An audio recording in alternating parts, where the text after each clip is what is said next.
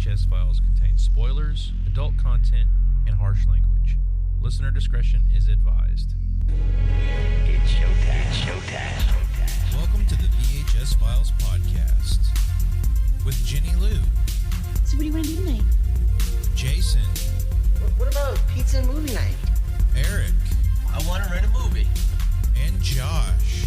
I want to go to a good video store so I can get a good movie. And this is the movie of the week.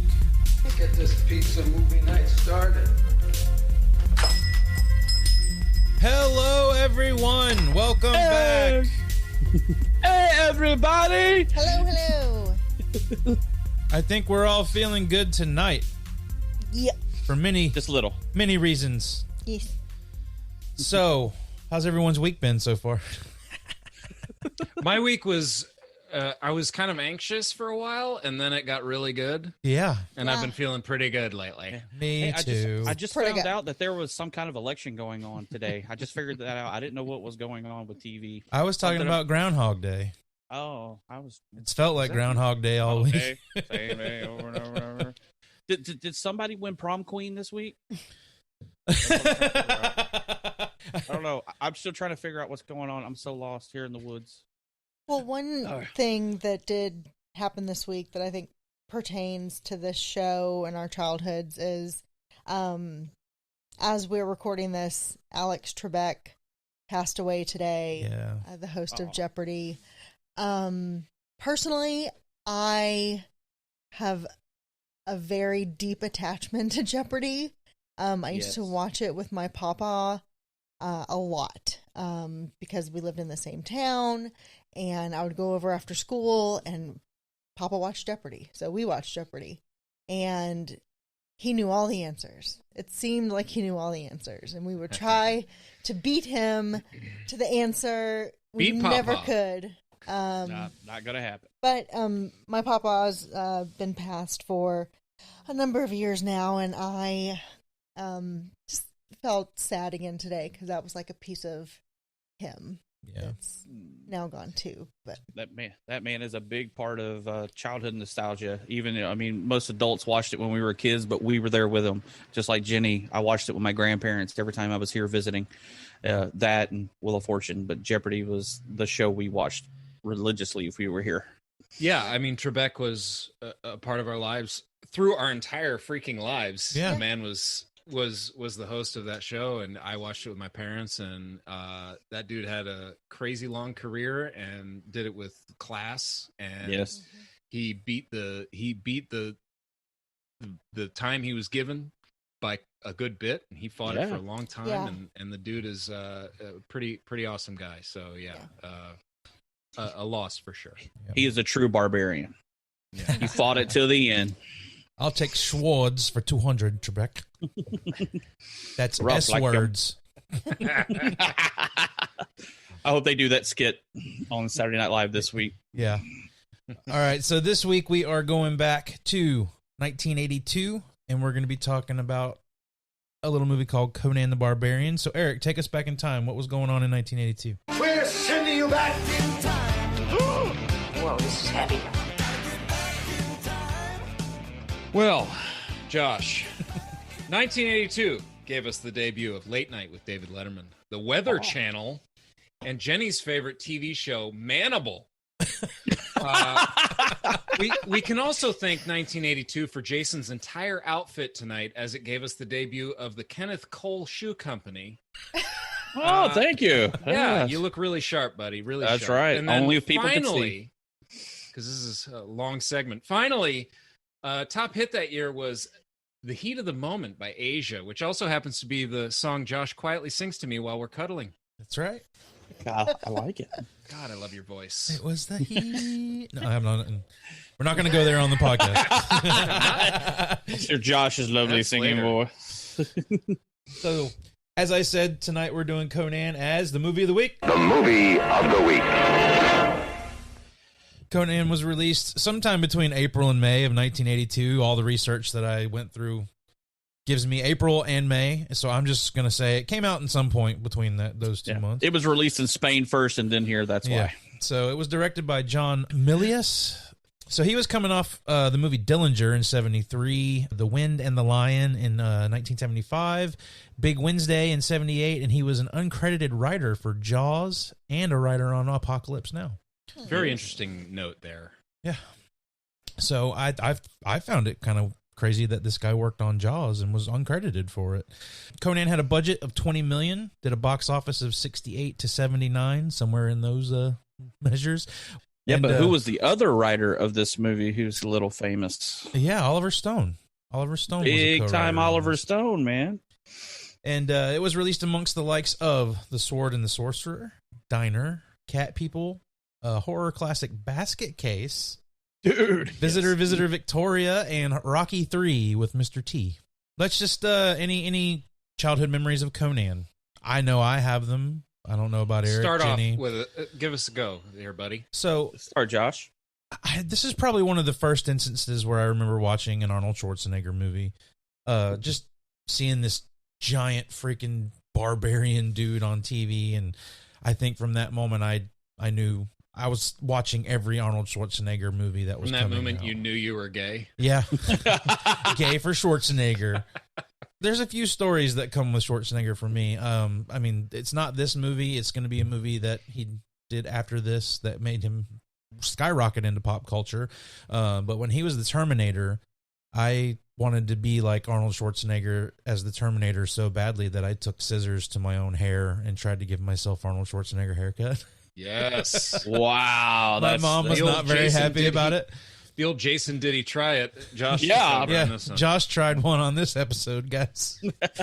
I'm pretty sure I saw Conan the Destroyer first, which is a very Mickey Mouse version of this movie. I mean, it still has some pretty cool stuff in it, but I'm pretty sure I saw that one and then reverted back to this one when I found out that there was another movie. But this is where my love for Arnold Schwarzenegger kicked off for sure, and this is what kept me going back to Schwarzenegger movies after this. And then the Terminator really set it in motion. It was like, oh, I'm watching anything this guy's in, even though I haven't seen The Last Action Hero. It's all right. Tragedy. We won't hold it against you, Josh. So, anybody else have any childhood memories?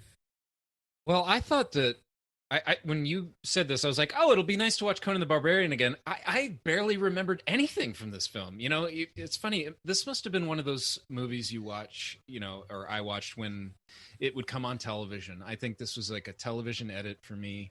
I would catch pieces of it, maybe the end. I remember moments from it for sure, but by and large, I forgot most of it. I remembered James Earl Jones. I remembered, you know, Arnold. I remembered, you know, certain set pieces and things like that. But I think I'm curious to watch Destroyer now because maybe most of my experience was with that, but this almost felt like a first time watch for me. Jason, how about you? Well, me, I was 5 at the time that it came out, so I did not see it in the theater. I do probably, this is something I think we watched on cable, or my parents may watch. I do have memories of watching this with my parents and siblings and stuff like that. But most times when we watched it, it was like on TNT or TBS. It seemed like the Turner stations showed this movie a lot, but it was like Eric said, it was a TV edit, no nudity or nothing. It was actually years later, probably maybe when I was closer to like 9, 10 or later, they actually seen the uncut, like you rented it at the video store. Yeah. But after that, yeah, it was a multiple rental movie because I love the fight scenes and everything in it, and the just the way he does with the sword. I mean, we used to imitate that with sticks out in the yard, going dun, Yes, dun, like dun, the figure dun, eight dun, swing. dun. Yeah. Yeah. We always did that. Me and my cousins and everything. We had such a blast. We always wanted to be Conan, but yeah, it was definitely more of a TV and then rental later watch. But Yeah. love this movie, still do. So I think it's no surprise that Jenny's the newcomer to Conan the Barbarian. So, Jenny? Yeah. I was an infant when this movie came out. My dad is a huge Arnold Schwarzenegger fan. So if he watched this when I was young, I do not remember it. And I'm not surprised because Josh tells me that we have watched this movie before, and I remembered very little on the rewatch. and I remember very little of it now. So, Yeah, By Crom. if I learned anything from this movie, it's this. Conan, what is best in life? To crush your enemies, see them driven before you, and to hear the lamentation of your women. That is good.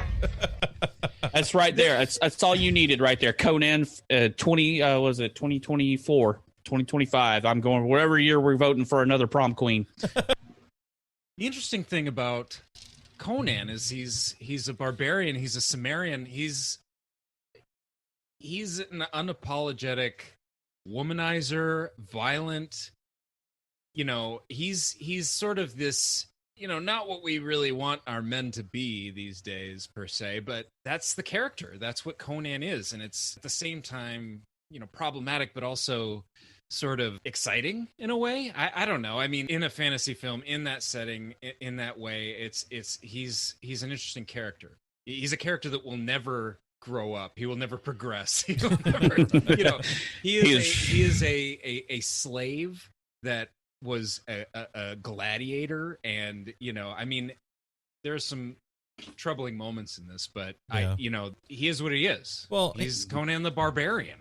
He's a womanizer, but he does treat the ladies with a little bit of respect.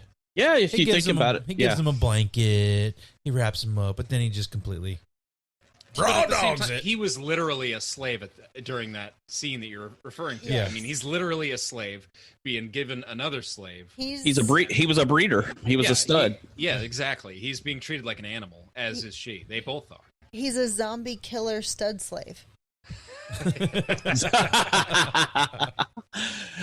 That's what Jenny, I- do you not like Conan? Is that That's you're what saying? that's what she calls Josh. Zombie killer stud sleeve. I don't know if I could say I enjoyed this movie.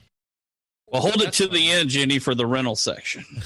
I think it's a touch long, honestly. But Well, it starts off like 0 to 60 really fast. Well, And then he pushes the wheel for a really long time. well, in a literal sense, he pushes it for a really long time. does. But it doesn't take that long to get through it at the beginning.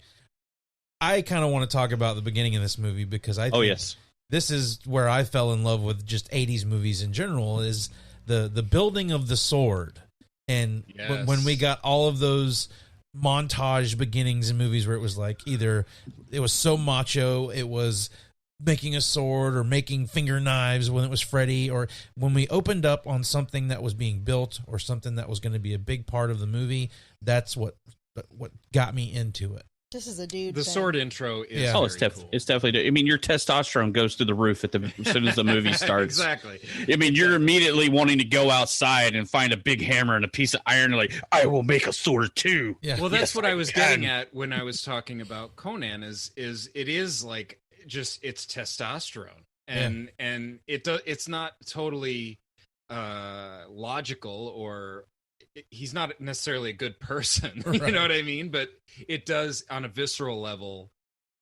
You know, he's a freaking machine. You know what I mean? Mm-hmm. And this movie is set in a place in a time where Yeah, it I is mean- all about the strongest survives. Yeah. And that will take its toll on people and children and families and women and you know, but that is the story. Yeah. I mean, we open up with the little proverb or everything right at the beginning. That which does not kill us makes us stronger. And that's how you go through the whole movie. Yeah. And we also open with a really bad green screen on the top of a mountain. Yeah, that is a very, very bad. Just with the clouds behind them talking. Yeah, for all the beautiful scenery in this film. Yeah. I mean, that's one thing I want to talk about is the filming location. Shot in Spain, Madrid, Segovia, and Almeria. And during the 1981 Spanish coup attempt, by the way, they were a few miles away from a possible civil war outbreak in Spain. They Wow. were shooting there because it was cheaper. And I mean, there were tanks in the streets. I mean, you know, you've got an American film crew with a Austrian guy that can barely speak English, filming in Spain right around the time of a possible second civil war. I mean, but that landscape is beautiful, and for all that beautiful landscape in that film, Yeah, they go with a green they screen couldn't shoot this. background. Yeah, they had to film on the top of a mountain. I mean, I don't know if there's a reshoot or what, but Oh, I'm sure it wasn't the top of a mountain. It was somewhere. No, certainly not. I mean, but it was such a bad green screen. Why have Dad tell this story on the ground? Why do we have to be on the top of a mountain? Tell me, there's a million beautiful scenes in this film. I like what the dad top of a mountain. I like what the dad is saying to Conan, though, like instilling in him the riddle of steel, or whatever it is they refer to it as in the movie. The only truth is steel. Yeah, right? Yeah. Isn't that what he says? Never trust another man, a woman, or anything. This is the only thing you can trust is a sword. Right. But from the moment it started, what really drives the beginning of this movie too is the score. I love the score throughout this entire movie. Yeah, I think it was Basil Paladares.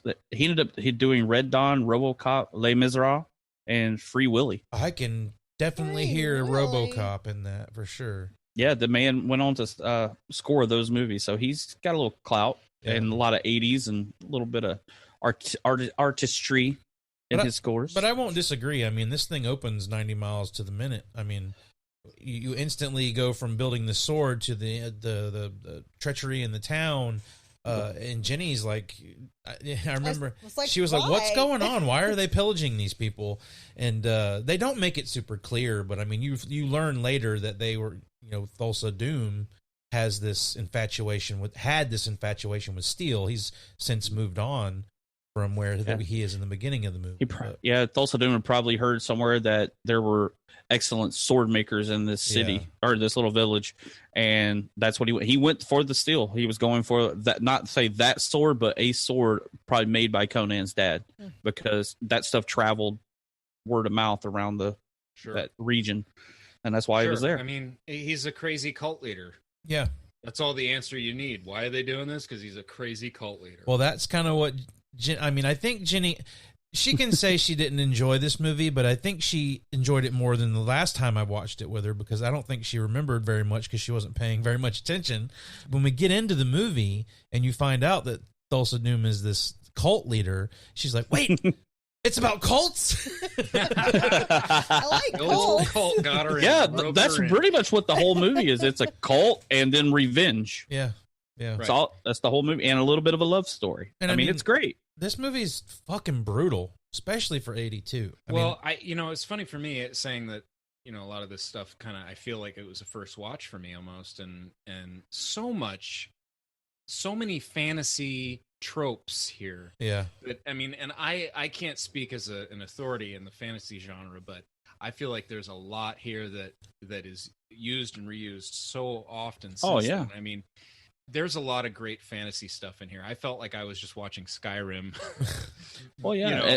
Skyrim or The Witcher, or all this stuff that all this fantasy stuff we have now. But I loved all the set design, all the costuming. Yeah, the wardrobe was great. Yeah, the lots of great effects, lots of blood, lots of I love all the weapons. All this stuff is great. I will say it was a little slow, particularly the third act. It really picks up. It does kind of have a little bit of a double ending in a way. Yeah. And I think that does ultimately hurt it when you're watching it. Jenny and I talked about it. There's a lot you probably could have cut out of this and not missed much. Mm-hmm. But I mean, this is the 80s. How do you really tell a story about a barbarian without there being either death and kills every 5 seconds, or it's kind of relative to the time. It's an epic. I mean, it's long, but a lot happens. So, it's kind of like some of these old war movies and some of these old, Westerns and stuff. They are long and they can feel a bit like a chore for a modern viewer, but by the end you're like, holy shit, a lot of stuff just happened. Yeah. And who would have thought that really Arnold got all of his muscles from just pushing a wheel in circles for about 10 years. Yeah. You know what I was thinking? I was thinking it would be funny if all slaves just looked like bodybuilders. They were slaves. Like, just slave work makes you look like a bodybuilder. if like all the slaves in the pits and stuff turning these wheels with Schwarzenegger were just all bodybuilders from the 70s and early 80s. It's amazing what turning a wheel and a little steroids will do for you. Yeah. Well, like the first half hour of this movie has very little dialogue. Aside from the narrator and the conversation that the dad has with Conan, it's about 20 minutes before we really start getting into any dialogue. Yeah. I have it listed as 24 minutes before Arnold speaks his first line. Yeah. Which is a grunt. Right. Well, no, I didn't go with I don't count the grunt. That's just a noise. I'm talking like speaks a line. 24. He doesn't say a whole lot in this film. Well, but he did not speak English very well at this point. And I don't think, I think Arnold is the perfect person for this role because at the time he didn't speak English very well, and you don't need it in a movie like this. I mean, this is just 100% macho. Mm-hmm. I mean, and he. That's why Jenny loves it so much. But I think what little dialogue he has in this is not terrible. No, he does. Oh, no. I think he does a good job with it. Yeah, absolutely. The grunting is. Yeah. Well, they make you grunt. So I wanted to ask the guy who when they throw him in that first pit, and they start going at him, and the noises he's making. Like a vampire, like. Yeah, he's got his feet all filed. His teeth are filed down and stuff like that. So I wanted. Can we get more of your Arnold? Yeah, that's quality. Hit me with some Arnold, Jenny. No, go ahead. Oh, we got to hear it now. That you can't do it. Get to the chopper. Get to the chopper. Get down. Get down. Get down now. Get down again. No, those are my tortillas. So I wanted to. I made an observation here. I think. Did anybody else think that the slave owner that buys Conan looked a little like this? Yes, I was getting Tormund vibes. Yes, that's what I was gonna say. It Yeah. kind of reminded me of Tormund. Yeah. So I just put up a picture of Gwildor from the Masters of the Universe movie, and I think it's pretty uncanny. Yeah, Josh is trying to push Masters of the Universe. I think in every episode It's that gonna we've recorded. happen. It's gonna happen, my friends. We're gonna talk about that movie.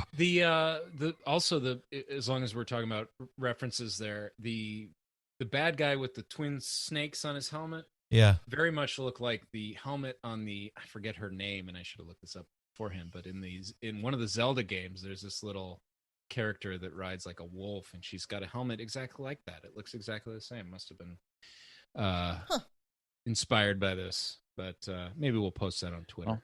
Well, we get past it, and then Conan figures out how to fight. I mean, they threw him in a pit. He didn't even know what he was doing. He just kind of winged it. He was just big.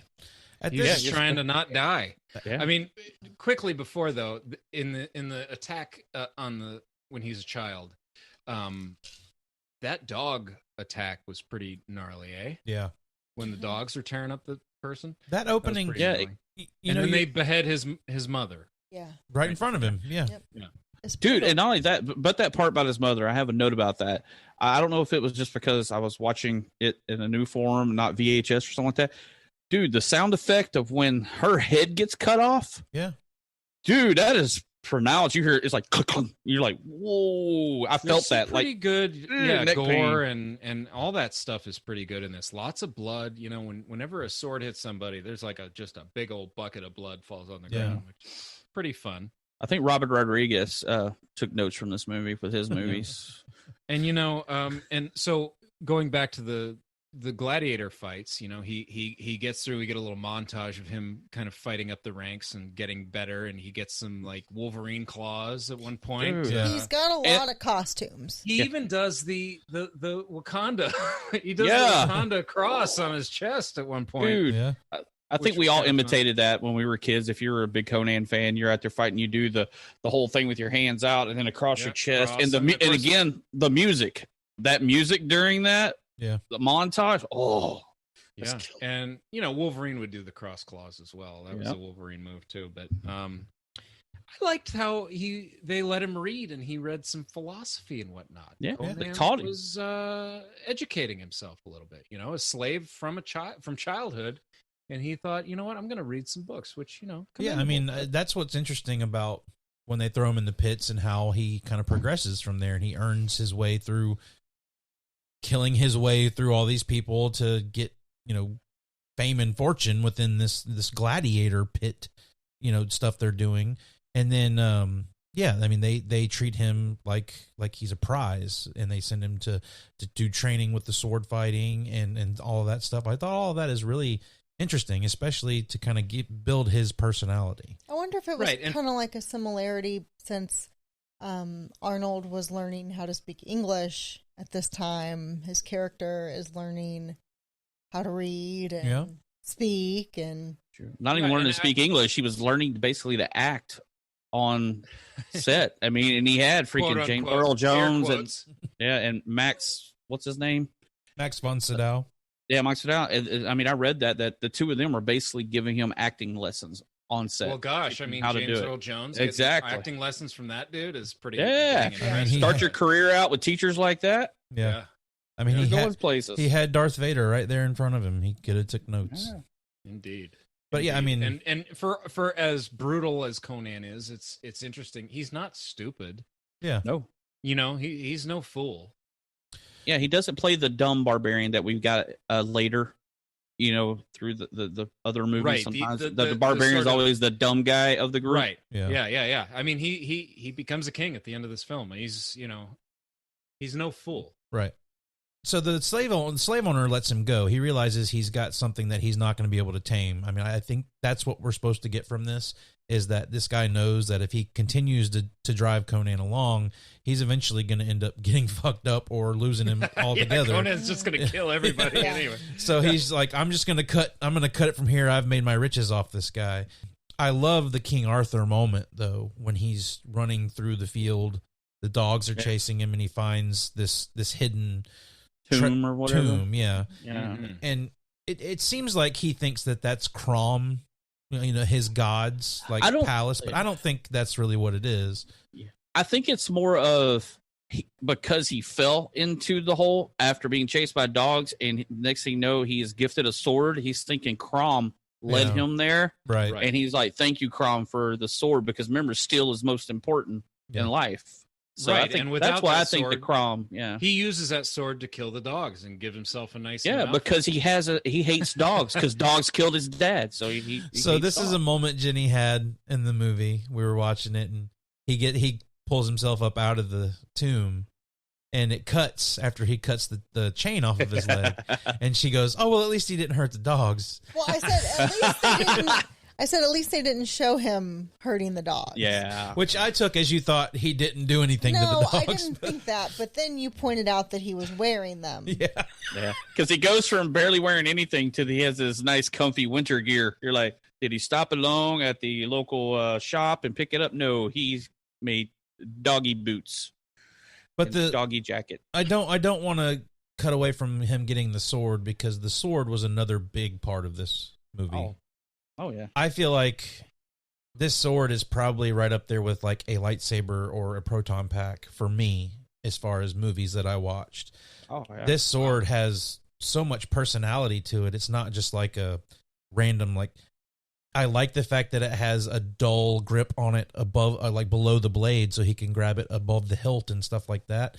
It's just a very well constructed sword that I've always thought was iconic, and I don't think I've really, other than like He-Man, and that's a cartoon, but I don't think I've really seen a sword in a other than Excalibur. That's really about I wasn't even a big Excalibur fan, so I mean this is and the scene with him, a little further, but blue sky behind him, and he's shirtless and just kind of doing some sword moves. Yeah. Doing his ninja training, his kung fu training. And damn, is that cool. I mean, a guy that big swinging this giant ass sword around is probably hard to lift. I read that sword was 11 pounds, and he trained, was it 2 hours a day for 3 months straight to learn how to do the sword stuff. Yeah, I And mean, he he looks had to- comfortable with it, for sure. And he had to stop working out because his arms and his chest were getting so big, he couldn't hold the sword. So he actually had to slim down. He's like, my man boobs are getting in the way here. So yeah, he is definitely not at his biggest here. For as big as he is, he is slimmed down a little bit, not at competition size, because not at Mr. that point, Universe. you can't move. So you can't sword fight. Jason, do you remember in this movie when the first time you watched it, when he starts banging Zool and she turns into a fucking vampire wolf woman? And Dude, that whole scene, I remember as a kid, you're like, well, I mean, you're a kid, so you're like, oh, look, they're wrestling. you know, but then you later realize, yeah, they're making out. You know, he owes her a price. I guess he has to have sex with her, because everything has a price, she says. And then all of a sudden her eyes are closed and then they open up and it's like, no, I don't even think it's Zool. It's more like Thriller. Yeah, a little bit. With the eyes and the teeth, and then the hair starts like grabbing him too and everything. And I was, as a kid, I'm kind of like, fireplace. whoa. Yeah, and He just tosses her in the fireplace. Off you go. Yeah. And then she turns into like this ghost witchy thing. She just goes up, going, yeah, and then she goes off. I love that. I love that when she turns yeah. into, it's like a demon or a spirit or something, and it just flies around and flies off. It's amazing. I love that stuff. So I know there was a few things in the 70s, late 70s, early 80s with Stallone and working in like softcore porn and stuff, but like was Arnold part of that too? Did he do anything? I don't think he did. Not that I'm aware of. I think in one movie he played like Atlas or Hercules was one of his first movies, something like that. Yeah, he was Hercules in something. Yeah, but it was all of his lines were overdubbed. So I was thinking about this as I'm watching this movie, because he has two sex scenes in this. One that's quite long. Is this the one and only time we've ever had an Arnold sex scene in a movie? Because I mean, I've seen quite a few Arnold movies. I don't remember him getting busy in too many of them. That's a good question. I'm not sure. No, I think you're right. Right, dude. Do we have a fact-checking guy? Recall? Did we get something in Total Recall? Maybe Total Recall. That's what I was just thinking about. I think he may have had a little scene with Sharon Stone in that. It's been a while. Sharon Stone was a sex goddess at that point in time. So if he wasn't doing something with her in the movie, they probably missed a shot. It's hard. It's weird, the bodybuilder thing, and I think there's a reason we've moved away from that in modern cinema. Yeah. Bodybuilder is just such a, I don't know. Their bodies are just so huge, and yeah, they look awesome and badass, but like they can't really move, and they're kind of, it's like, do people? Well, we moved on from using bodybuilders to using wrestlers in every action movie now. I don't know. I mean, yeah, we do have The Rock for sure, but you don't get a lot of sex scenes with The Rock either. Yeah. I mean, if you think about it, yeah, I don't think so. Lots more sex scenes with more normal-bodied people than like just muscles on muscles on muscles. But the way the witch talked in that scene too was always kind of creepy to me as a kid. Oh yeah. Do you not want to warm yourself by my fire? Come on, baby, light my fire. Yeah. But then we get to meet, was it a Subutai? That's really the only thing the witch scene was good for, was introducing Subutai to. Yeah, we get to meet Subutai. I like Subutai. I like his little sense of humor throughout the whole movie. He's got a serious parts, and then he's a little comedy side a little bit, not as much as his helper in Conan the Destroyer, but in this one, then of course the wizard also is a little funny too. Well, he brings a little charisma to the movie because Arnold doesn't have a ton, and can't speak all that great. Yeah, he's a nice presence to have around, and I like when they kind of joke with each other and kind of razz each other a little bit. That brings a little. I like their part up on the mountain or wherever they're at, and they're talking about their gods. Hey, don't talk shit about my god, bro. Having a pissing contest about their faiths. Yeah. Whose god is more strong? Sounds familiar. This movie is oddly comedic at times too, and I know this scene struck you as kind of cruel, but when he punches the camel, punch a camel. I was about to say punch a camel. Why? Love it. It's like because that just comes out of nowhere. He's a big brute. He's never been in a city before. Yeah. He's been a freaking slave his whole life. He's finally seeing the world. It's like a fish out of water thing. Yeah, well, not only that, I think they were on something. They were drunk or something. And I love the line when they're walking through the city. Says, "Does it always smell like this? How does the wind get in here?" Yeah. Yeah. and then then he punched. But they got that stuff from that one vendor, and I guess it's the real stuff, and I guess it might be kind of like LSD or something because they're out of their minds. Yeah, that's right. They yeah, did take something. They are on something. He also yells at some woman. He says, "You're a slut." Yeah. They're all sluts. Yeah, sluts. Yeah, not a good look from a boy. Then we meet Valeria because she's a thief in the same place, and it's Conan's life work that he's going to find these people that murdered his people. So he's looking for the people with the snake emblem. So you see him asking people around about anything they've seen, and I've always found it kind of cool with this is that they find their way through everything, and it's not this symbol he's looking for. It's just this serpent kind of thing. So it's not just right in front of your face all the time. Anytime he's looking for things, even when they find this tower, it's not the symbol he's looking for that it's being represented there, but it leads to that. Mm-hmm. Well, apparently there are multiple snake cults in this universe because somebody says it's just another snake cult. Yeah. Which I love. Oh, it's another snake cult. God dang it. Are we still dealing with snake cults today? I think we do have a problem with more Which snake cult? I'm looking for the corn. I'm looking for the corn snake cult. Yeah. Not to be confused with the milk snake cult. So Jenny brought up a good point when we were watching this. They climb this tower just to go back down.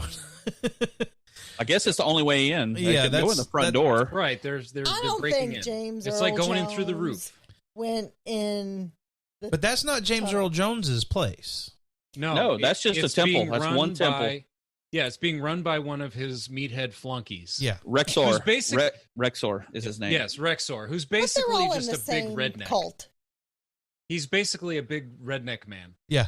Well, that's what I'm saying. I'm pretty sure they had he could have driven away from this palace on a Harley and it wouldn't have made any difference. And what's funny is that when they go up, they're Conan and Valeria are using a rope, and Subutai has got his knives. Yeah, he's just how cool. He just went and he beat him up to the top, dude. Yeah, he's our ninja of the movie, dude. He's badass. Yeah, that dude's awesome. But I'm pretty sure that this movie is a reason why I have a fear of snakes. The giant snake. That giant snake scene fucked with me as a kid. Yeah. Why did it have to be snakes? Great. It actually holds up really well. It does. It looks awesome when he stabs it and the blood pours out. I mean, the commitment to blood in this movie is commendable because you could very easily have him, stab some rubber snake and blah blah blah. But and the snake doesn't look amazingly real, but they do some stab it and all that blood comes out and it's just gross and it looks good. There's certain things where I think they are using a real snake too, and they're using like a forced perspective shot. Yeah, they do a few of those later in the movie for sure. And then you see definitely when Tulsa Doom changes, you get a real snake for a while. Yeah. But you're talking about the blood. I read a fun fact about it that I guess where they're at was cold, and the blood mixture kept freezing, so they added vodka to it. And every time they had a punch to the face, you got to spit out blood, the actors would swallow the blood because they were drinking the vodka. Amazing. Vodka. I was like, maybe that's why there's so much blood. It's like, hey, dude, let's get loaded. Hey, just pour blood all over me, bro. I need 4 or 5 shots right now. I tell you what, after that cult orgy cannibal party scene with all the blood there. Oh yes, you would have had some pretty drunk motherfuckers. Oh yeah, that scene there gets pretty damn bloody. Yeah, I love how Valeria is able to kind of like secret agent woman her way into this little, and I love the shot where it shows her behind the girl, and then all of a sudden it cuts and she's in the outfit. Yeah, I like her. It's fun how they play with that kind of thing. It's a little Bondy. It reminds me of Bond a little bit at times. Well, actually, other times too. I mean, just him being, kind of a ladies' man, betting all these women, all this kind of sneaking into hideouts and stuff, kind of has a Bond vibe. All we needed was Conan drinking martinis, man. Yeah. That's all we need. But after they get this Eye of the Snake jewel, they go in and they steal that and piss the people off, kill their snake. Is when we get this, there's certain time of riches that I think is pretty comical. You get a really long lovemaking scene with Conan and Valeria. Mm-hmm. Yeah. All right. Come on, Jenny. Lay it out. Was that a good one? She seems satisfied. Yeah, that wasn't the only giant snake in the film. Eric's here all week, folks. Then we get our performance from Max von Sydow in this movie as the Berserker. They think they're in deep shit. They think they're going to get executed, but in real life, his daughter has joined the Nexium cult, and they want her back. This is where they got the plot for the documentary. Yeah. It's just Conan, but they want him to go, get their daughter. The Berserker guy wants Conan and his band of thieves to go get his daughter back. Subutai and Valeria are like, no, let's just get the hell out of here. There's no use in this. But Conan is driven by revenge. He knows this is his opportunity to get to Thulsa Doom. I like that Conan's plan is to dress up. He does the old, Star Wars or whatever, dress up like the bad guy. And I love that it doesn't work. They go, that's definitely not a clan. Yeah. Excuse me, cult member. I jumped the gun on that note, but yes, the cult looks like the KKK. They've got these pointy white hoods. And yeah, you can't put Arnold in he can't put on one of these priest's coats and it's still, that's Conan, man. That I think he does his part to blend in pretty well, though. He gets his flowers and but when the guy that he gets the robe from is this little bitty guy, and then he's wearing a robe, and you can see it's like stretched out to the utmost. It's like, he can't hide, man. Come on. But then he's flashing that little medallion around that he stole from the Snake Tomb. Yeah, it's very smart the way they using that as like ID to get higher up the hill or whatever. Which, by the way, this set is amazing. Built on this hill. I mean, like you have to admire the set design in this film numerous times. Yeah. I mean, they spared no expense as far as that stuff goes. I think it looks spared no expense. But I love the exchange between he and the cult chief or whatever the guy is, because Arnold puts it on for him and he's like, can we go and speak over there where no one will see? Like, he's like, oh, this guy's gonna get lucky. Like, this was that priest was down to bang. Wasn't he? He was like, don't be ashamed of your body, buddy. Take that robe off. Yes. I'll take your flowers. Forget that lady you left behind. He was into it. But I like that they see right through him trying to infiltrate. Well, they take the medallion. The guard takes the medallion back to Rexor and Thorgrim. Yeah, and they're like, later we find out that Thorgrim raised that snake, so they knew that was hanging in that little snake thing, and then they come up there to grab him. But I did notice one thing. Conan is now age what? I mean, when was he? Probably like 8 or 9 when they took him, and now he's probably in his 20s, or something like that. And I guess it's because of the cult thing and the magic. The two of them haven't aged; they look exactly the same way they did when they killed his mom. Yeah, but I mean, maybe they were in their mid-20s. Now they're in their late 30s. They don't look they do look the same. They look to explain it away. They probably wouldn't have changed a whole lot other than like gray hair. I mean, like Thulsa Doom is supposed to be 1,000 years old, so maybe he used his magic to keep his minions. There you go. Young too. He used his magic to keep his bangs trimmed. His hair is the hair.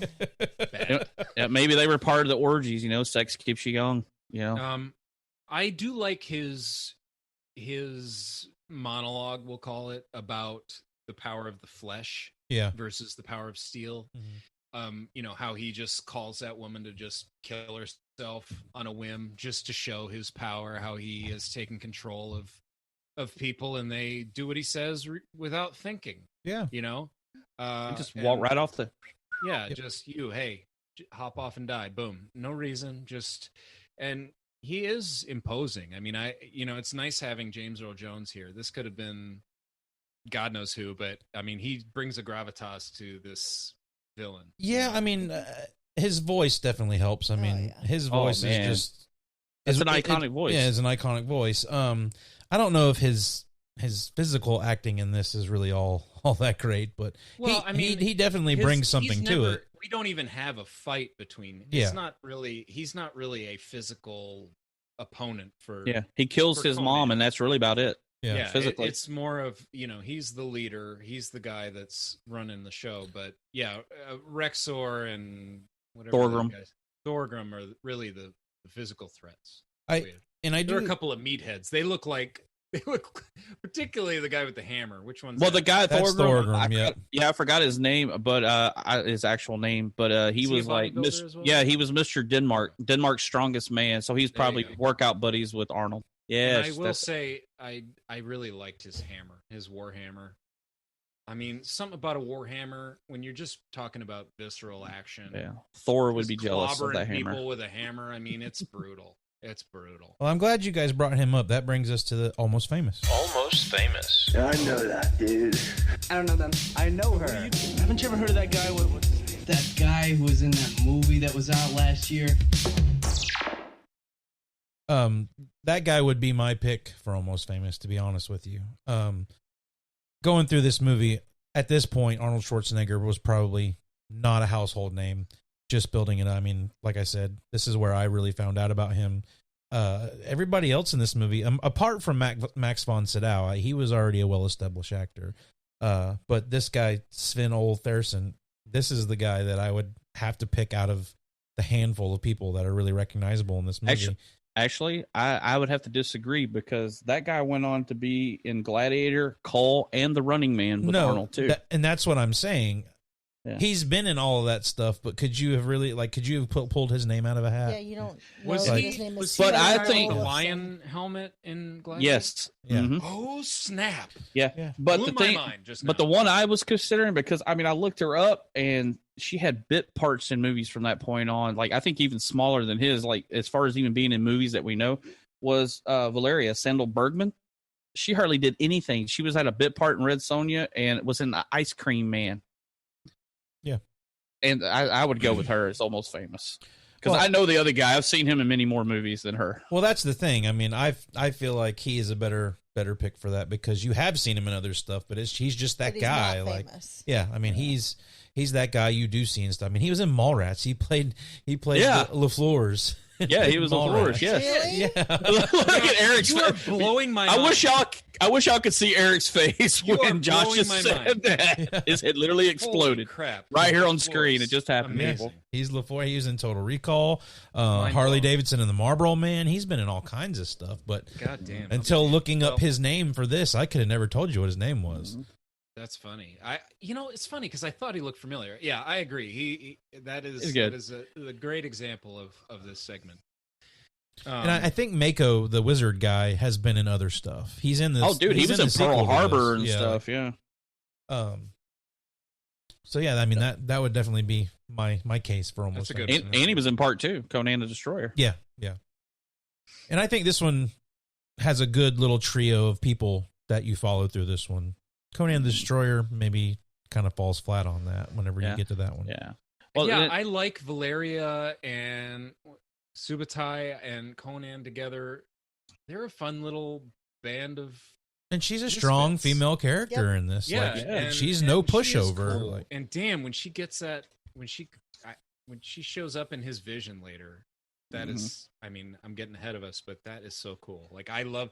But let's talk about the Tree of Wool. The Tree of Woe. Is it wool or woe? Because I have been trying to figure this out for years. Woe, like sadness, no? That's what I thought, but it sounds like I kept rewinding it. It sounds like it says Tree of Wool.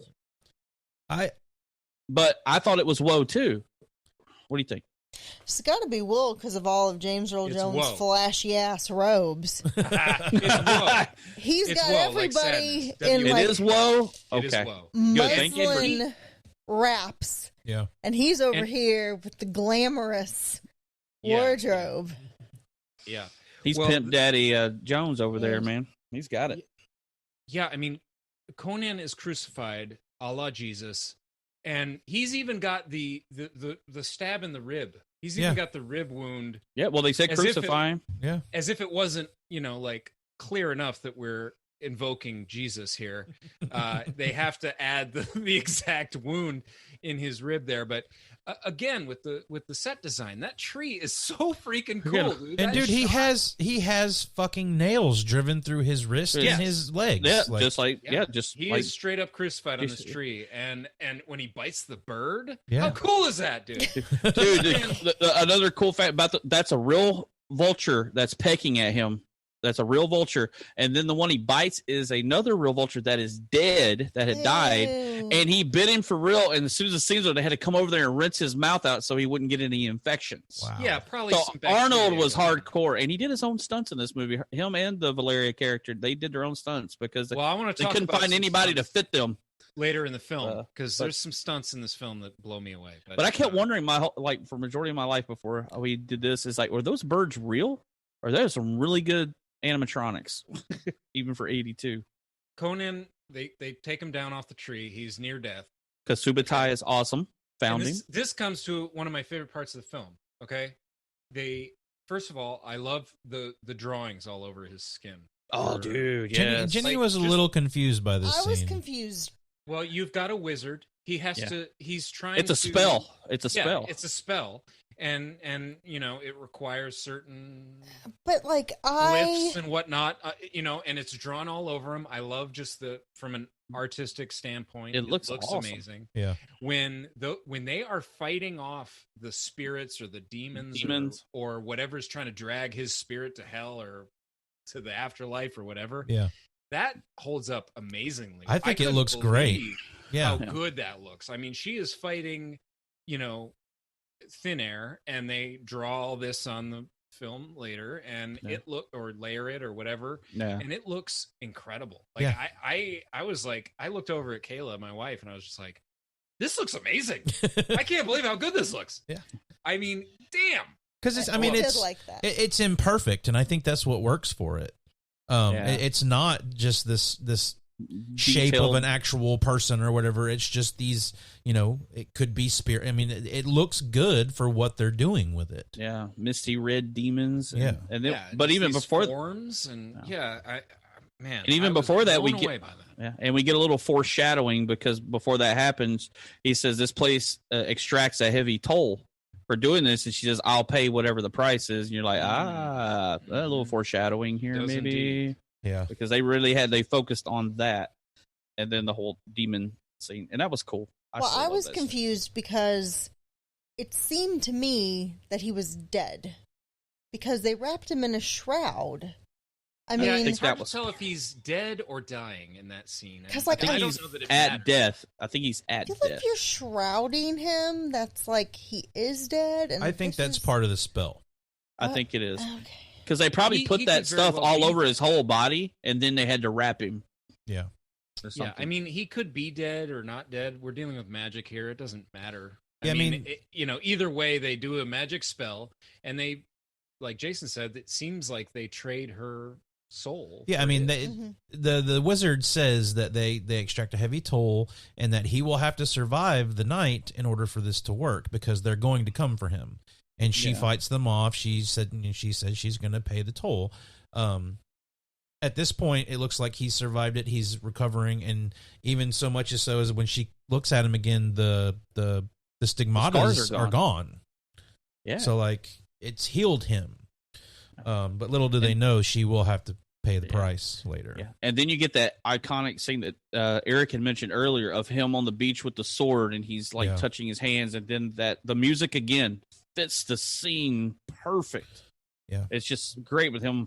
This movie wouldn't be nearly as epic as it is without the score. I think the score is great. And the landscape. I think the location shooting in Spain, those landscapes and those sets are so incredible. They really give it a feeling of scale. Yeah. That I don't think you get with a lot of other fantasy films that are on sets and, I think some of the closest ones as of recent would probably be the Lord of the Ring movies, because I mean they use pretty much all of New Zealand for that. I mean the scenes in Lord of the Rings where they're running across a field and stuff like that. We get stuff like that in this movie. Even with those nowadays, you can see the fakery in a lot of what they do. Oh, yeah. Like back in this time, they really had to rely on in-camera shooting, what was in the camera, and what they could use. And I think that's what really builds upon something like a movie like this or a movie like Willow, which Willow still has some questionable CG or computer generated stuff in it. But I thought a lot about Willow watching this too. Like Willow is almost a PG version of this in a sense. Yeah, pretty much. So where are we at, Jason? Well, after Conan lived through the night, no demons, everything's great. We know a price is going to be paid. We don't know what it is just yet. We have our 3 little band of heroes talking about, hey, do we still want to go get the princess?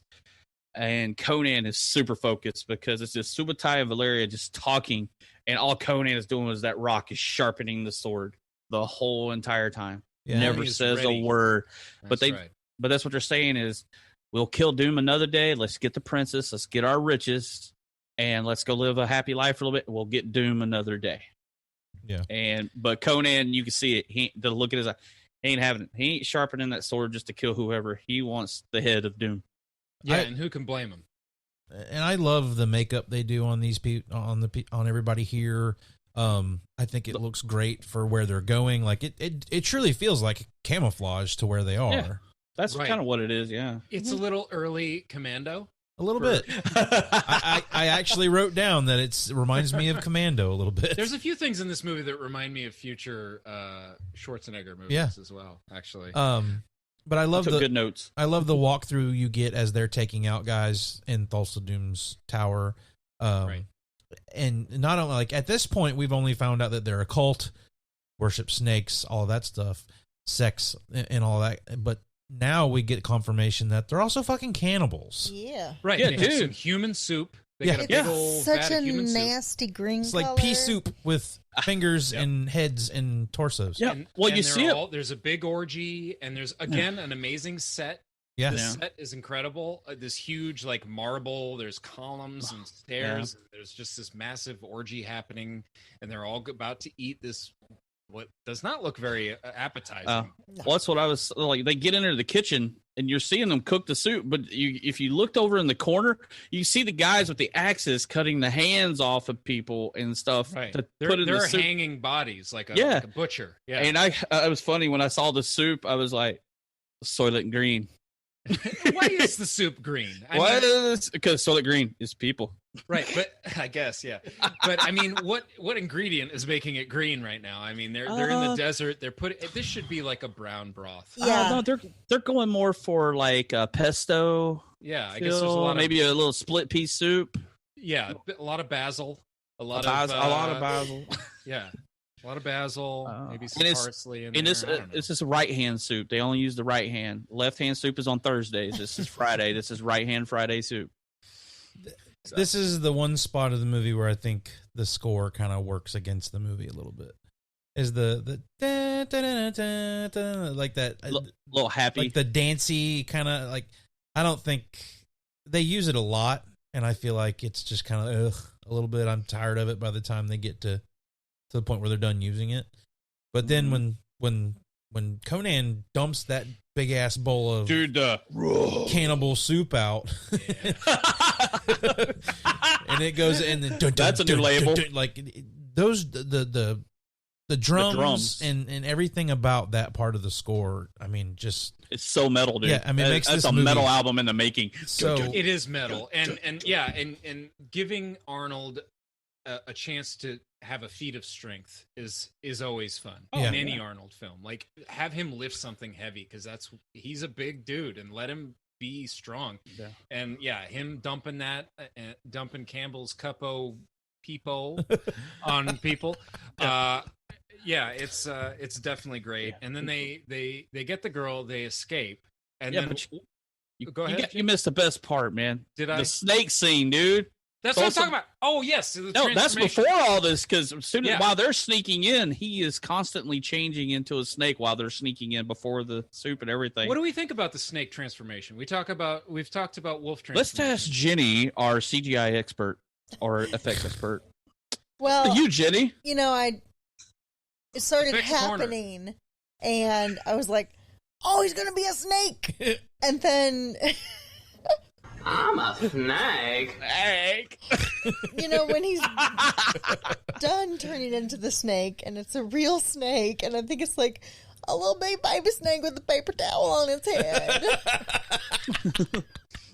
I'm a slippery little snake.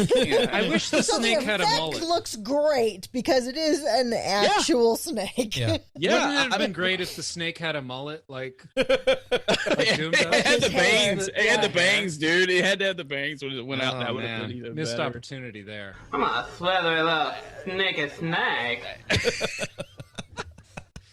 I love that. But no, that's speaking another of one of snakes. those. That's another one of those forced perspective shots that I think is really cool with him with the snake and the girl in the shot. Right. When his Right. eyes It's intended change, to be large. yeah, and his eyes change to the. It's not a forked eye, but it's It's a slit. The slit Yeah, eye. a little slip. I think that's really cool. That kind of harkens back to Rick Moranis and Ghostbusters for me a little bit. Like it freaked me out a little bit when I was a kid. But the scene, the shots where it's his chin and his jaw like pushing out, Expanding. Yeah. that didn't hold up too well. Well, I mean, it I doesn't like. hold up great, but it's still pretty cool. Yeah. I like it. Oh, it's even the part like Jenny said that the snake with the little napkin is that part where he is the snake and he's still wearing his robe and he's just looking around the room like this. Yeah. Hey, I'm Yeah. snake, guys, you see Yeah. that? And then he disappears. And then we get the big action scene, and then Thorgrim and Rexor, after he throws the big jug of human parts everywhere, like they look up and they go, "You." Like he lived. They're like, what the hell? What can we do to kill this guy? And that's He's when that alive. score. That's when that score pops in. And it's- Help me out a minute because I was watching this on an old DVD, and it skipped at this moment. DVD? He starts yeah. I was the loving it. Blu-ray So- looked amazing. Amazing. Come on. I only have this on DVD. It's actually a double. It has Destroyer on it as well. But how does he beat them? Does he just because it cut to where Thor Doom helps them up basically. So You want to do it, Josh? You want me to give the play-by-play? You do the Give me the play-by-play. play-by-play on the podcast because I didn't watch this part. So when he Listeners, dumps the you're big welcome. bowl, when he dumps the big bowl of cannibal soup, it rolls down the thing and hits the pylon that's there that the big orgy's going on around. The big column, yeah. And it cracks the column. So when they get down and they start fighting, Thorgrim is swinging that big ass hammer around and he hits the column a couple of times. It proceeds to fall over and a piece of it falls down and hits Rexor. And blocks Thorgrim from being able to get to where Conan is. So the fight ends there and they get away. Okay, great. And then one of my favorite effects and ideas of this film happen. They escape. They're riding away on their horses, and fate happens. Dude takes a snake and straightens it into an arrow. I'm a snake. and fires it into Valeria. It's crazy. It's amazing. It's an amazing idea. It looks really good. Yeah, and then it it holds also looks really good when Conan removes the snake. Yeah, it pulls it out and it recoils immediately. And is that a real snake when he pulls it? Is he pulling a snake straight and just holding it straight like an arrow, and then he lets it go and it coils back up? Yep, that's what it looks like. Well, I mean, it's a fake arrow, but I think it was just the way they. No. I mean the scene where he's pulling it out of her. Yeah, when he's pulling it out of her torso, he's actually holding a snake long, right, and like holding it by the head, and then when he let it go. Yeah, you can kind of see it in the shot. He sort of lets go of it, and it coils up, and then he throws it away. And by the way, for all of our animal people, no snakes were harmed in the making of this movie. That's not entirely true, Jason. Probably not. I actually, we'll get there. I was trying to just make people feel better, Eric. Thanks for ruining the day. We'll get there. Keep going. Keep going. Don't be suspicious. Don't be suspicious. Don't be suspicious. Don't be suspicious. Don't be suspicious. Don't be suspicious. If that part was Jenny, people. If you haven't watched Parks and Recreation, we highly, highly recommend it. Yeah, this is very sad when Valeria dies. Yeah. I mean, he's already lost so much. He's found a partner. And I like the exchange between the wizard and Subutai Subadai comes down and he's crying. He's like, I cry for him because he's not going to. And even the wizard's like, fire's not going to burn up there. These are the cursed hills of wind. Like, it's part of that setting, and that fire lights right up. Yeah, that's probably one of my favorite quotes in this movie. Yeah, is what Subatan says. I love that little part. Well, I'm glad you brought up quotes, Jason. You're going to need a bigger quote. Well, I only found 2. The quote I found was thief, warrior, gladiator, king.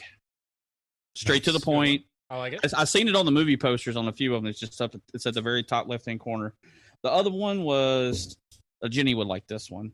He conquered an empire with his sword. She conquered him with her bare hands. Bow, chicka, bow, Chicka, bow, chicka, bow, chicka, bow. Ooh. But yeah, the whole thing about he is Conan the Cimmerian. He won't cry, so I cry for him. Yeah, that's that, and then of course the opening to crush your enemies that everybody loves. That's my 2 quotes that I loved. Yeah, I struggled on this. As much as I hold this movie in a very high regard and in a special place in my heart, I don't feel like there's too many terribly memorable quotes from it because there's not a lot of dialogue in the movie. No, this is not a dialogue-driven film, for sure. I have one. Let me breathe my last breath into your mouth. Yeah. Jenny actually cracked up when she said Valeria that. says that, and then doesn't breathe her last breath Yeah. into her No, mouth. I was watching for that myself. Not She even was close. like, no, that was a bad idea. Never mind. But she dies good, man. She died good. Yeah, yeah, I had that same one, Jason, as you, about, he won't cry. Yeah. I like the power of the flesh stuff in there. I don't have anything specific written down, but yeah, you're right. I mean, there's not a ton of. Well, another one that I found that stuck out was, do you want to live forever? Because she said it at the beginning of the movie. Yeah. I think she said it, and then she says it, we're going to get to talk about here in just a little bit. Right. So I think that one stood out. You But, guys, I think it's made an appearance already. I think this is probably the most common thing this movie would be known for. Conan, what is best in life? To crush your enemies, see them driven before you, and to hear the lamentation of your women. Okay, That is I got a good. question. How many of you ever tried to figure out what the lamentation of women meant? I don't Think about it as a kid. You're a kid. You don't know that $2.50 word. You don't know what that is. You're like, what the hell? I mean, I grew How up does here. Conan know that meant? I grew up in Southeast Texas, man. What is the lamentation of the women? Well, if I had seen this movie as a child, I would have known what lamentation meant. Yeah, I guess Bay High had better standards than As a child, I'm telling you, Oh. in the 4th or 5th grade, we had to memorize a poem to recite in front of the class. The Raven was too long. My teacher told me I couldn't do it. So I memorized a poem, Lament, by Edna St. Vincent Millay. And so Yeah, Can you say the poem right now? the only part I remember is, listen well, children, your father is dead. And then she talks about like his belongings, which are nothing, but like, here's pennies for you to take, whatever the kid's name is. Here's a pretty piece of fabric for you to play with. It's very sad. So you don't remember it. Got it. I remember the very first line. This is the Hey, that was artistic great. side of the podcast with Jenny Lou Brown. Yes. But honestly, you guys, I don't know. I didn't know they didn't have lamination machines back then. But what did you think it was when you were a kid? I mean, lamentation, because it's all macho, and you're like, what is this talking about? I don't doing even remember something to their watching women. this. But later in your life, you realize they're grieving women, they're weeping women over their men being killed. And at the time, as many times as I watched it as a kid, I had no interest in wanting to know. I just thought it sounded cool because Conan was saying it. So Right. And just before this segment's over, one more unused tagline is, he punched a camel and became king. That's all it takes, man. Knock out a camel. I like was that one. Close. Almost got that. Is that a camel? Is that a camel smoking ad? He punched Joe Camel. He punched Joe Camel in his shit. Quit smoking or Conan will knock you the fuck out. Good Conan PSA. Punch Joe Camel. Yeah. We get a nice, like, I love the montage. It reminds me of A-Team. They're setting up they're gonna fight. They know they're coming. They've got their girl that they kidnapped from the cult. It's the king's daughter, the princess. Right. It says Doom is going to kill all of them because he has seen your fire. Right. So we're setting up our battle area. And I love this in any movie ever. 80s montage. It's like, okay, let's put some stakes in the ground. They set up some old armor and skeletons to look like maybe, we've got some more men than we do because we only have 3 guys. And there's some traps set up. Very Home Alone. Dude, I even have that here. I said Conan was Kevin from Home Alone's ancient ancestor. So Kevin is a descendant of the Conan. I mean, well, I'll just go right and say it. The helmet trap where you hit it with the hammer, and that made me think of Predator. Yeah, Predator a little bit. Trap where like it swings around and gets him. But this whole battle, like I said, the movie drags a little, but when you get to this battle, it's amazing. This is a great scene. But yeah, and not only that, but like Subutai was that day's like Legolas with a bow and arrow. Guaranteed, yeah. Dude, absolutely. He's like hitting shots from all the way across everywhere, dude. He is the original Legolas, dude. Yeah, and he holds his own, little guy. Is a beast. He takes down a bunch of dudes. He even has that diving block of the snake arrow. Yeah. Oh, yeah. Dude, yeah, at the end. He saves the day. He saves the girl. There's a scene with him where he's shooting off the arrows and whatnot, and somebody comes around and actually gets a pretty good whack at his thigh. Did you guys notice that? Yeah. Oh, yeah. And the wizard. Yeah, and the wizard takes saves him by. I like and more comedy from those 2 guys. The wizard's on the ground with all the armor like a turtle. Yeah, yeah. He can't get up. It's like flailing around. Like, I'm a turtle. I'm not a snake. I'm a turtle. So how do we feel about Conan's speech to Crom? I got a clip. I got a clip. I'm gonna play real quick. Crom, I've never prayed you before. And I love his I have outfit. no tongue for it. Absolutely. No one, not even you, will remember if we were good men or bad, or why we fought, or why we died. No. So epic. All that matters is that 2 stood against many. That's what's important. Power pleases you, Crom. So grant me one request. Grant me revenge. Revenge. And if you do not listen, then the hell with you. The hell with you. Love that. Badass to the very Love end. it. I got goosebumps right now, bro. I do too. I'm ready to go to battle. Where's my hammer? That's it. We're all dressing up. We're gonna go set booby traps and just kill anything that walks. He who possesses this hammer possesses the power of Thor. I was going to say the weird thing about the Crom thing is he meant back earlier. We're going backwards. Is he mentions Valhalla, which is more like a Norse mythology. Yeah. So it's like it's kind of, I guess, Crom is mixing it. I mean, Crom might be sure a the real whole thing. where all the stuff comes here because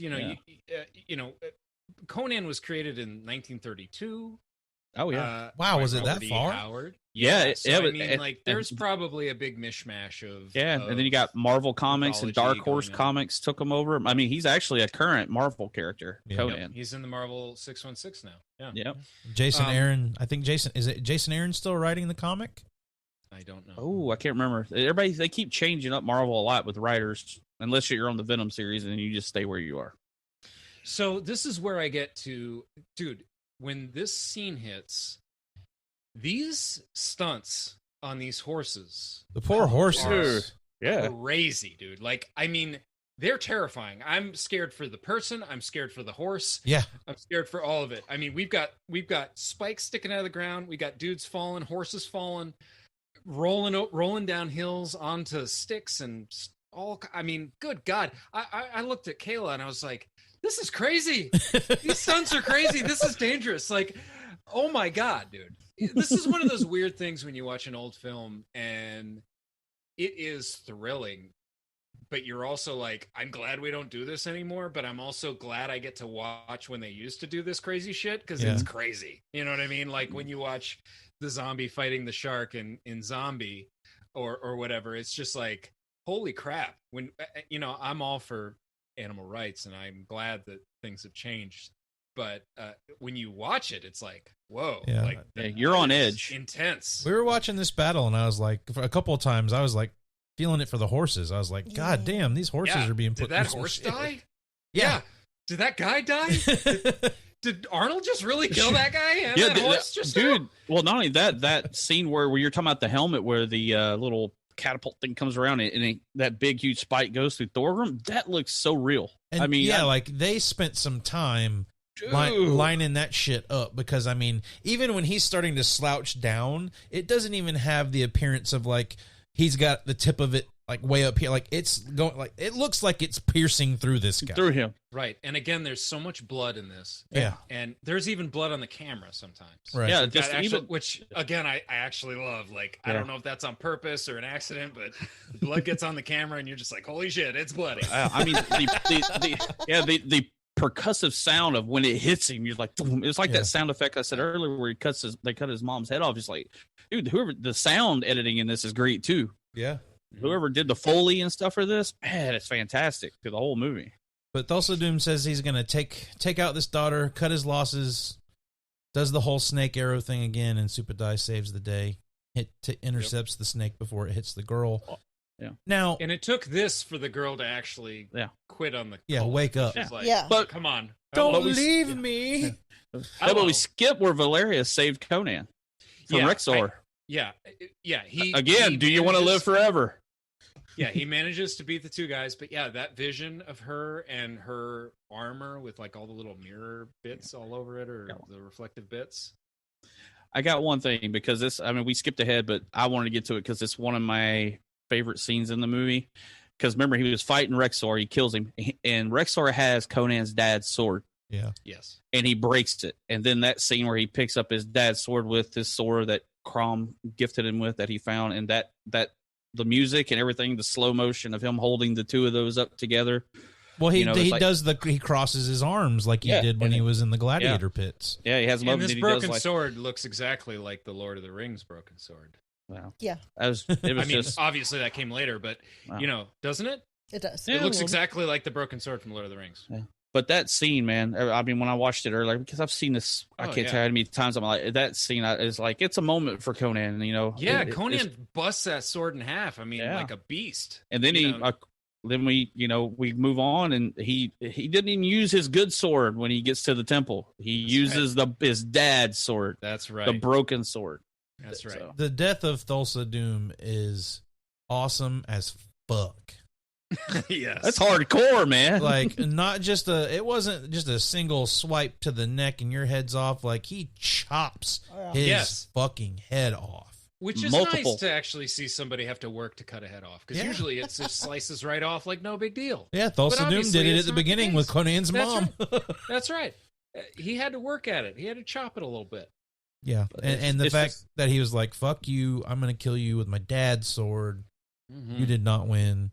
One thing I noticed watching it this time, and Jason, you've seen this quite a few times as well, so tell me, I don't remember the daughter leading him through the temple. Was that in the version you watched? It was in my version. It is not in the TV version. And that's probably where we saw it the most, was the TV version. Okay. And I think it might have been a scene added, like it was probably there, but maybe they cut it off for the VHS thing, because I don't remember seeing it in the VHS, but I remember seeing it later for DVD and Blu-ray. It was weird for me because I was like, I don't remember some of these shots. And well, there's another one right after this that I didn't remember too, but I remember as a kid, because I mean, like you said, on when you watched it on TV, it was always edited for time because it's a kind of a long movie. Yeah, and they had to get it down to the 2 hour and a half mark because of commercials, but there's a bunch that got cut out of it. But yeah, the whole leading him up there, because usually all you got was it showed Arnold come out of the corner and then Thulsa Doom telling him, I am your father because I made you who you are. Yeah, it's funny. I know what I just said, but it's James Earl Jones saying, "I'm your father." Weird. It's funny. The man has some issues with being people's fathers, little pigeonholed in his career. But he's like, but if I would not have done this in your life would be meaningless. You'd have nowhere to go in life. I made you who you are. I am pretty much your father through this. And then he just basically, fuck you. Yeah. Hack. He almost he does give him pause for a second. Yeah, it is an interesting line. I mean, considering that he's not a physical threat to Conan. No. It's nice to give him a moment where he kind of gets in his head a little bit. I think this is really cool because Jenny brought this up when we were watching it at the beginning. He looks as though he's hypnotizing Conan's mother. Mm-hmm. And I think you're supposed to get the sense of that with Conan is like, oh shit, Conan is falling under this guy's spell. And then the old snake spell. And then another snake cult. Well, I think it's what it was. Is like he remember seeing his mom do it, and he was just like, in his head the whole entire time. He's like, you can just keep talking. I'm about to cut your fucking head off. Yeah. So, and I'm going to give you a dramatic pause to let you think that you may have got me. No, it's hacking time. It's Friday the 13th all over again. Let's just cut the head off, throw it down the stairs like a rag doll. You're out. I like the sound of the head rolling down the stairs. Yes. Yeah, it's good. The body and everybody just collapses. They're like, "Oh, the leader's dead." Yeah. Yep. Throw your fire in the water. It's show's over. We're good. Yep. Throw your torch in the water. Party's over, guys. Ding dong, the wicked witch. Don't drink the Kool-Aid on your way out. No. Avoid the Kool-Aid. But that's Conan. I mean, you get your little prologue at the end. Yeah, the prologue, and he is king, which I love that. I love that shot, even though it's just a little pan out shot. But him with the beard sitting, you get the little thing of the little text, and I like the narration. We didn't really talk much about it, but I like it. Feels like an epic tale. Yeah, it makes it feel like a book, like a story, like a long. I like the narration aspect of it. Yeah, it's good. And you get you basically get the ending of he does make himself a king. Well, yeah, and in that part of going back, because I love the ending scene, like not just that part, but the shot, but leading it again, where a part that wasn't in the movie. It actually, you see Conan sitting on the steps pondering what to do next. The part that I never had in the scene on TV was his interaction with the princess afterwards, holding her by the hand, taking her, but that shot of him carrying her with the big valley all out in front of him and everything, dude, that is so beautiful epic. Landscape. Yeah, just boom, like moving on to the next thing. And basically, he's just taking her to his tent, right? I mean, they're just gonna get it on. No, because he's in love. He has his queen. Yeah, because they mentioned that in the Destroyer. Remember? Yeah. Oh, do they? Does he not? No, there's actually a scene in Destroyer where he's talking to the girl that they're bodyguarding in that. Yeah. And he talks wants about him. Valeria, the princess in that kind of wants him, wants his body. And he says, I will meet her in the next life or something. He's talking about Valeria. So in that, he's still hung up on her. Wow. Yeah. What a softie. Yeah. He takes it further than. Although he's a drunk, bumbling idiot in Destroyer. Yeah. We'll talk about that when we talk about it. So, all right. Hopefully not for a couple years. I got other movies. It's just on the other side of your DVD you got there, Derek. Yeah. All right. Good, the bad, and the ugly. The good, the bad, the ugly. Who wants to start? Jenny, do you want to start? You have to now. The good is Valeria. I like her a lot. She's very strong. She is cool. Badass. She got some moves. Yeah. The bad, there's a lot of overacting in this. The grunts are really bad. It's just blah, blah, it's. Well, Arnold really didn't have much that he could say. I'm just saying, It was a little over the top. I know. I will defend this movie till my dying day. It's just one of those kind of movies for me. But I can understand where someone would come from of having problems with it. But just think, the grunts led into the other things that Arnold does in movies. That no, he did plenty of that in this too. For decades. I don't know what the problem is. Continue. Yeah. And the ugly, we're gonna go with James Earl Jones' haircut. No argument here. It's not a good look. No argument here. That man needed a perm. We can all agree with that. Who wants to go next? I'll go next if anybody wants it. Go ahead, bud. I know. Go ahead. All right, my good is I love the fact that it's just bloody and hardcore as fuck. I think it's a great. I mean, for the being called Conan the Barbarian, I think it lives up to the name. Like, I think the makeup effects in it are good. I like that they're there.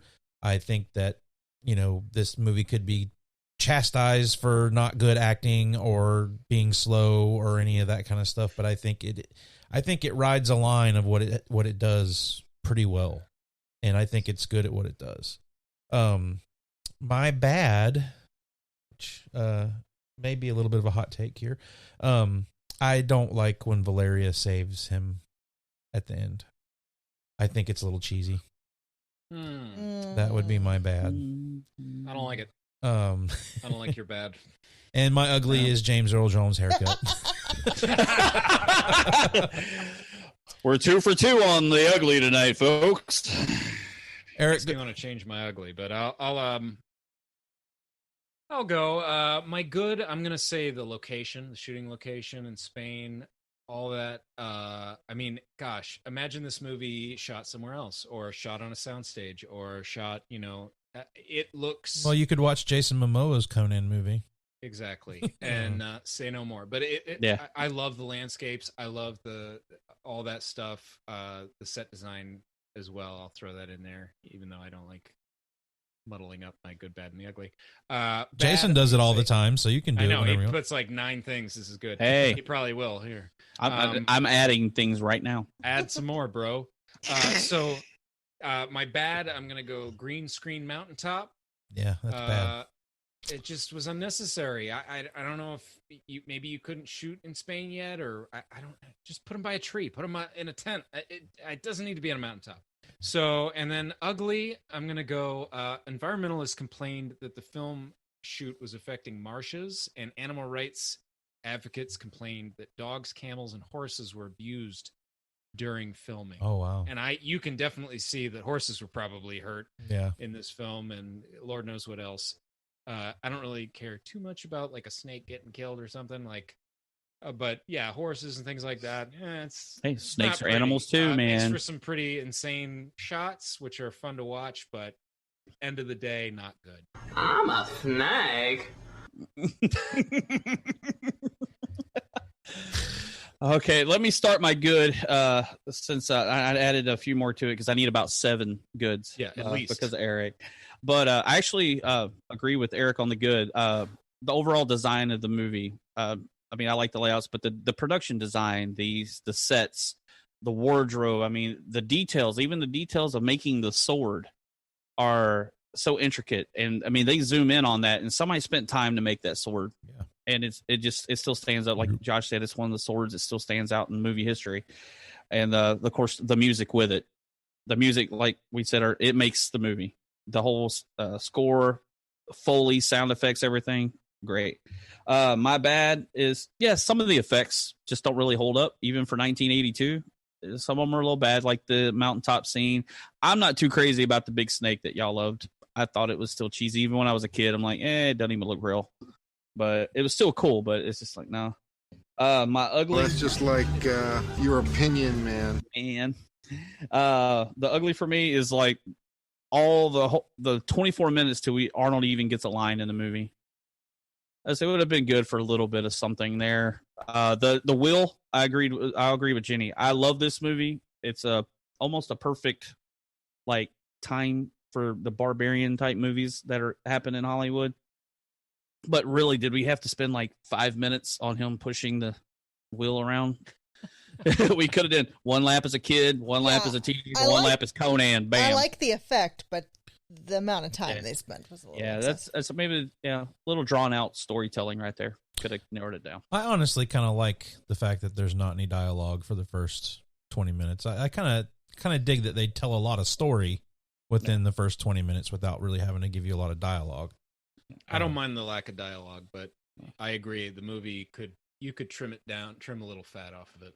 Oh yeah, for sure. Oh yeah. But that's it. That's all I got, because it's hard to figure out anything really for this other than little bitty things. So, question is it worth a rental, Jenny?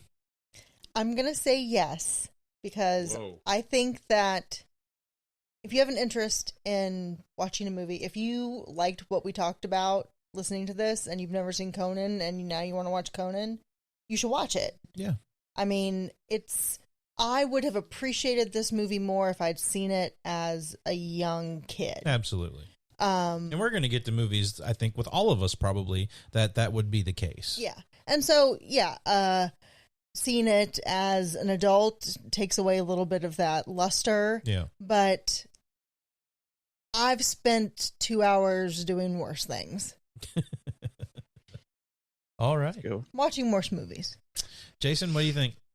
Of course, it's definitely worth the rental, and of course, make your own copy while you have the rental at home, so you have your own when you return your rental. And watch it 1,000 times. Buy it. No, I'm talking about old school days where you couldn't. You just dub that thing in and watch it over and over again. But yeah, and like Jenny said about watching this movie, make sure it's 1982 Conan the Barbarian, not Jason Momoa. He's better as Aquaman, not Conan. Eric, what are you saying? Yes, it's worth a rental. 80s fantasy encapsulated. It's got all that fantasy goodness. It's got magic. It's got violence. It's got sword fighting. It's got spirits and witches and God knows what else. It's good stuff. Cannibals and orgies and orgies. Oh my! And well, hot take. I'm gonna say it's worth a rental. Obviously, No, I mean, I think this is a great starting point for Schwarzenegger, and I think this really helped kickstart his career. And I love this movie. I just think I can see where some movies in this era and of this type probably weren't very good, and we might get to some of those where maybe I don't have as a fondness for them like I do this. But the fact that this is brutal and it has some moments that really stick with me. I mean, if you're into fantasy, if you're into medieval type stuff, this is definitely worth a watch for me. Josh, were you making a stab at Kroll? I quite possibly was. That's what I thought. To be continued. So I do want to say, if you like Conan, if you watch this and you like the movie, if you've seen it 1,000 times and you like the movie, I would say if you like this, I would suggest a comic called The Goddamned. Yeah. It's a comic by Jason Aaron and R.M. Guerra, and it's set in biblical times, and it's kind of about after Jesus has been crucified and stuff that happened in that era. It's very brutal, it's very bloody, and they ride no lines. They do some fucked up stuff in it, and I think it's kind of a more modern sort of take on the Conan sort of story. He's also doing a Conan book for Marvel, or was. I don't know if he still is, but I would say if you're into comics, if you're into this movie, The Goddamned is a really good comic, and it's a short series. The first run was only 3 issues, I think. Oh wow! And it was either 3 or 5, and they just did another run of that. And I think it's pretty short too. So is that your staff pick, sir? No, that would just be if you like this movie, I would suggest checking that comic out. Attention for this week's staff picks. Attention, this week's staff picks. I'd like to start staff picks if I can. I'd like to give a shout out to Not a Bomb Podcast. They, I've been trying to do some networking and whatnot to try and help spread our show out a little bit. And I contacted a few podcasts to see if we could do some guest spots, and Not a Bomb responded to me. I think I will be doing a show with them at some point, either in November and December, but they're a great little show. You can kind of gather from the title, they take a movie that probably bombed at the box office or didn't do as well as they thought it was going to, and ended up being a good cult classic, or even movies that are so bad they're good, things of that nature. And they have a really good podcast. I like listening to them. Yeah.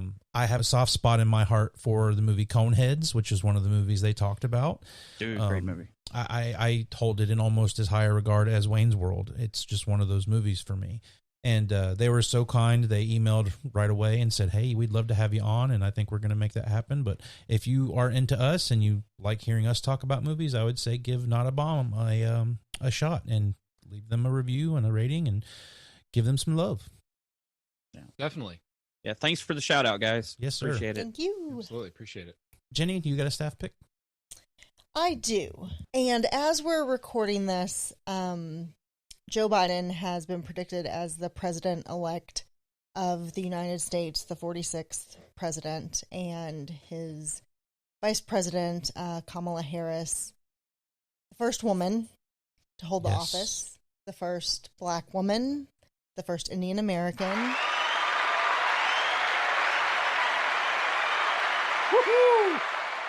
So my pick is just that I have breathed a sigh of relief over the past 24 hours that I didn't know if it was coming.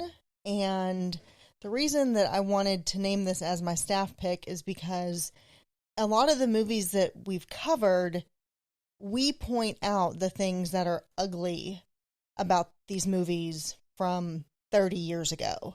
The homophobia, the racism, the sexism. Yep.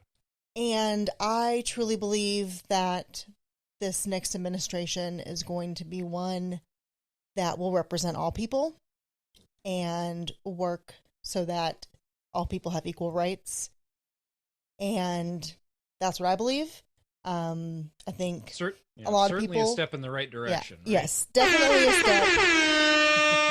There is work to be done, but, we love all people here.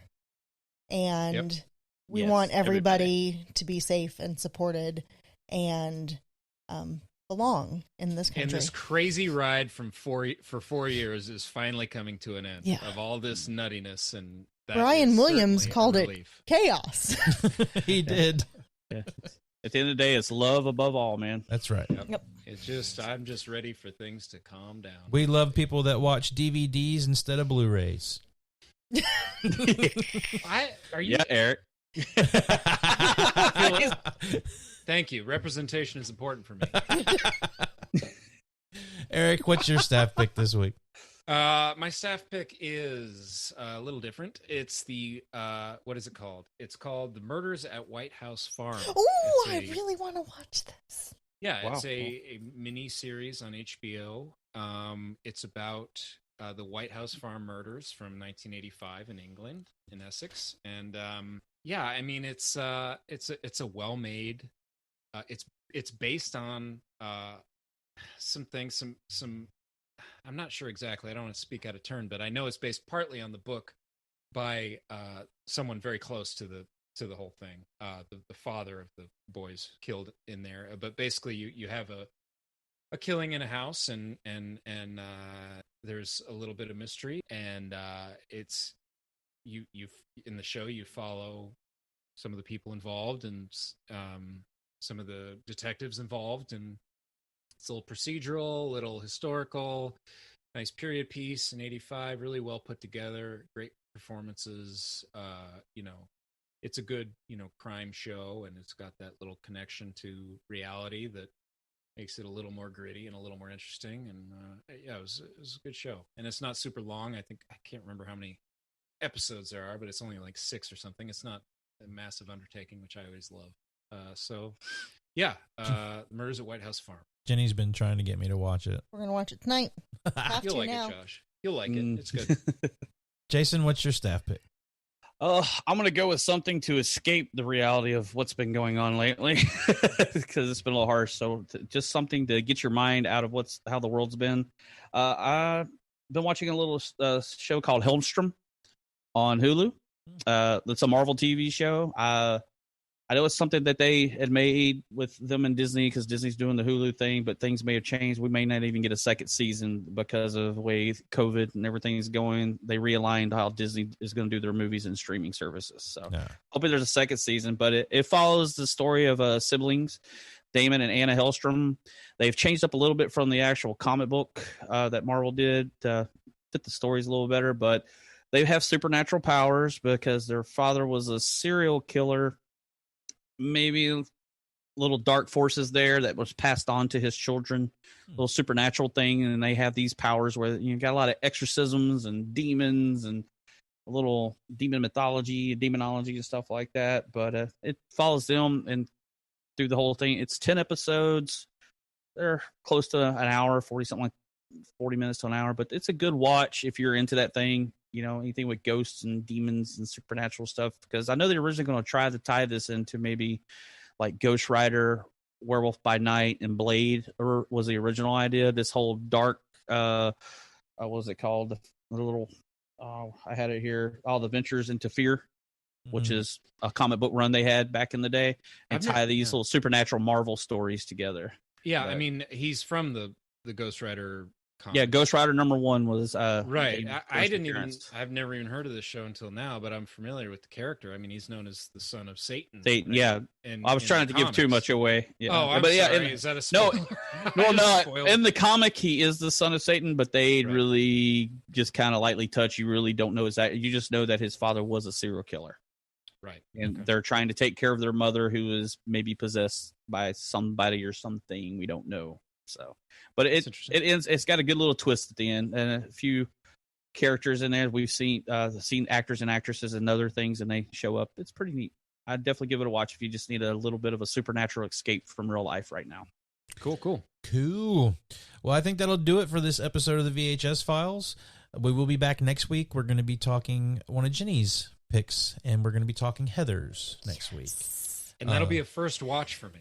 Our first watch of the podcast. Yeah, it'll basically be a first watch for me too, as a complete watch. So this will be a nice one. We finally got to one where some people haven't seen anything. I'm Jenny excited. will have about an hour and 20 minutes of talk time in this next episode. It's my turn. If you can be called the Jenny VH Files presents Jenny. Yeah. The Jenny episode. This is her Jenny episode. So, because we did a lot of talking through this, so it's definitely her turn to shine for sure.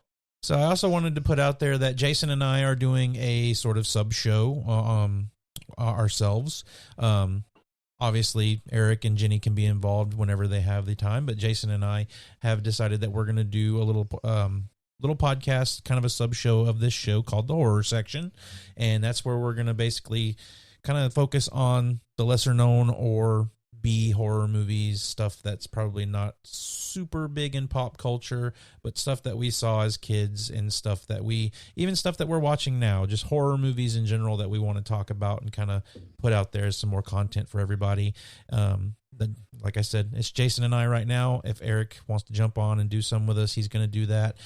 Jenny as well. It just depends on what everybody's schedule. Because I've asked to be on this multiple times, and Josh keeps saying no. Yeah, that's not true.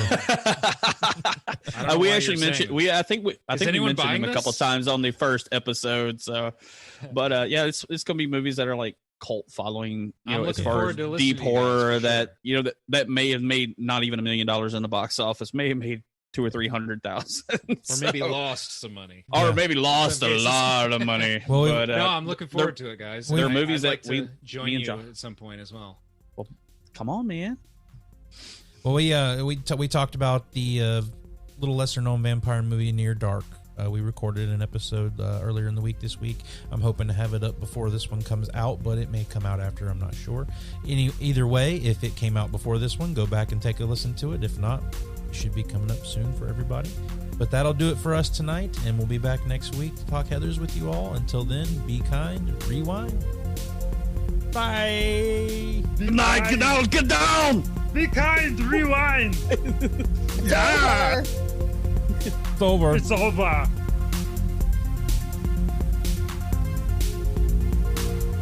You've been listening to the VHS Files Podcast. Watch a few movies, take a few notes. If you like what you heard, please subscribe and drop us a rating and a review wherever you get your podcast. It was fun. Email us your comments, questions, and movie suggestions at the.vhsfiles@gmail.com. I've seen one too many movies. Follow us on Facebook at VHS Files Podcast. Don't you blame the movies! On Instagram at vhs.files. Movies don't create psychos! On Twitter at VHS_files. Movies make psychos more creative! And head over to our YouTube channel at the VHS Files Podcast for more content.